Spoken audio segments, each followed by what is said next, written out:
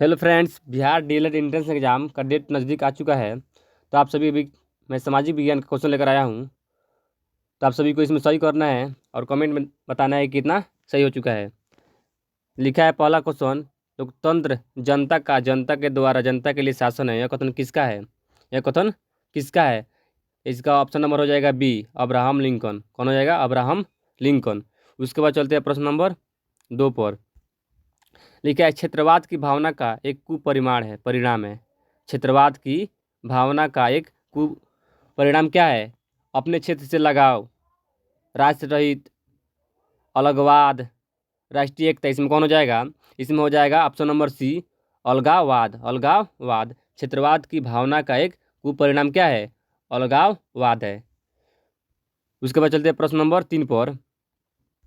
लिखा है 15वीं लोकसभा चुनाव से पूर्व लोकसभा में महिलाओं की भागीदारी कितनी प्रतिशत थी? कितनी प्रतिशत थी? सबको याद कर लेना है, ठीक है दोस्तों। बहुत नज़दीक डेट है। उसके बाद लिखा है 25%, 15%, 10%, 33%, 50%। इसमें कौन हो जाएगा?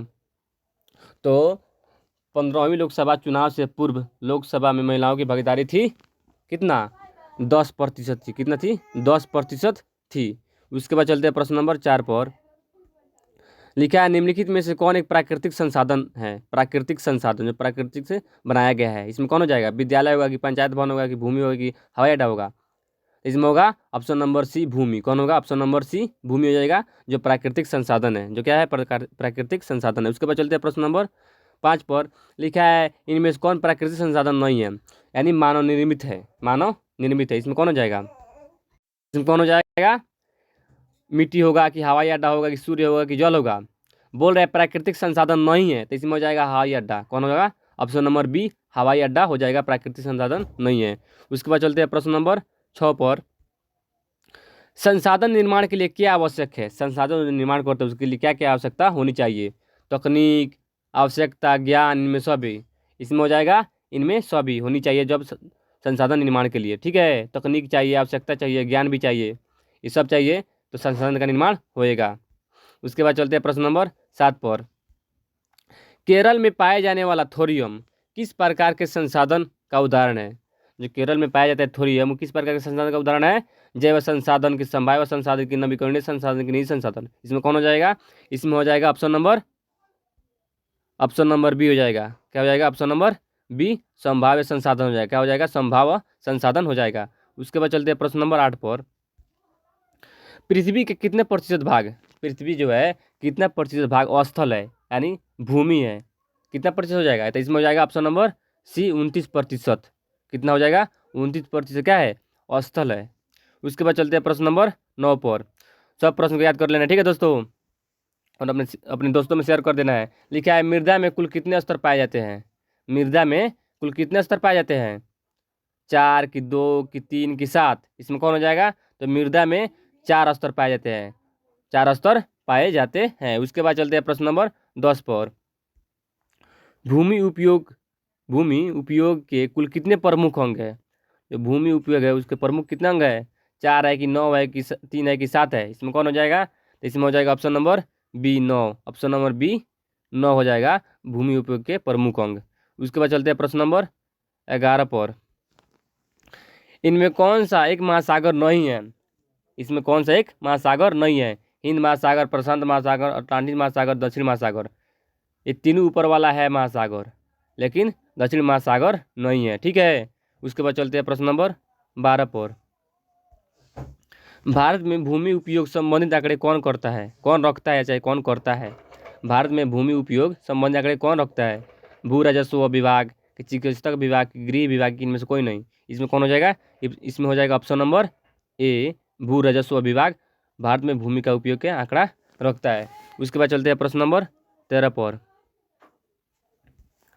भारत का राष्ट्रीय पशु क्या है, या कौन है? भारत का राष्ट्रीय पशु कौन है? इसमें हो जाएगा बाघ। ऑप्शन नंबर सी हो जाएगा बाघ।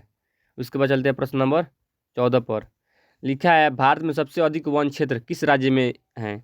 भारत में सबसे अधिक वन क्षेत्र किस राज्य में है? मध्य प्रदेश में कि मेघालय में कि मणिपुर में कि महाराष्ट्र में? इसमें कौन हो जाएगा?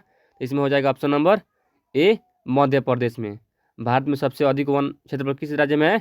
मध्य प्रदेश में है। ठीक है, उसके बाद चलते हैं प्रश्न नंबर 15 पर। विश्व में लगभग कितने प्रकार की वनस्पतियाँ मिलती है? विश्व में लगभग कितने प्रकार की वनस्पतियाँ मिलती है?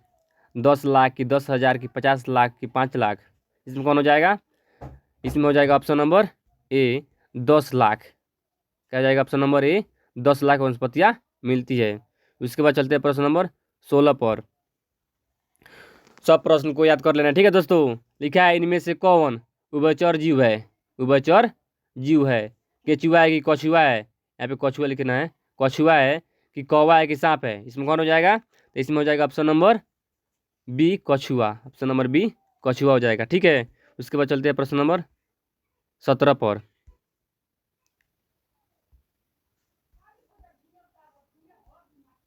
वन को पृथ्वी का क्या कहा जाता है? वन को पृथ्वी का क्या कहा जाता है?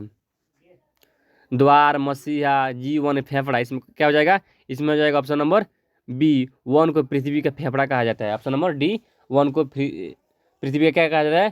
फेफड़ा कहा जाता है। उसके बाद चलते हैं प्रश्न नंबर 18 पर। यहाँ पे 18 लिखना है। निम्नलिखित में से कौन भारतीय किसान यूनियन के प्रमुख नेता थे? जो भारतीय किसान के प्रमुख नेता कौन थे? मोरारजी देसाई थे कि महेंद्र सिंह टिकैत थे, जयप्रकाश नारायण थे कि चौधरी चरण सिंह थे? इसमें कौन हो जाएगा? तो भारतीय किसान यूनियन के नेता कौन थे? तो महेंद्र सिंह टिकैत थे। महेंद्र सिंह टिकैत थे भारतीय किसान यूनियन के नेता। उसके बाद चलते हैं प्रश्न नंबर 19 पर। किस देश में बहुदलीय व्यवस्था नहीं है? किस देश में बहुदलीय व्यवस्था नहीं है? ब्रिटेन में कि भारत में कि पाकिस्तान में कि बांग्लादेश में? इसमें कौन हो जाएगा? इसमें ऑप्शन नंबर हो जाएगा ब्रिटेन में। ऑप्शन नंबर ए ब्रिटेन में। उसके बाद लास्ट क्वेश्चन है, दल बदल कानून निम्नलिखित में किस पर लागू होता है? ठीक है दोस्तों, कौन होगा इसमें? कौन होगा?